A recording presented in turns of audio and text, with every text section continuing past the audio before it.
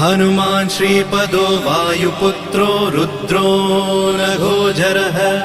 अमृत्यवीरवीरश्च ग्रामवासो जनाश्रयः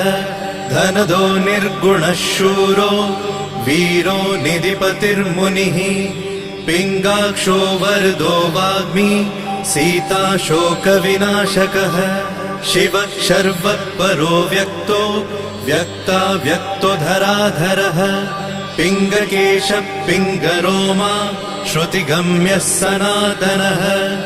अनादिर्भगवान् देवो विश्वहेतुर्जनाश्रयः आरोग्यकर्ता विश्वेशो विश्वनाथो हरीश्वरः भर्गो रामो रामभक्तः कल्याणप्रकृतिस्थिरः विश्वम्भरो विश्वमूर्तिर्विश्वरूपो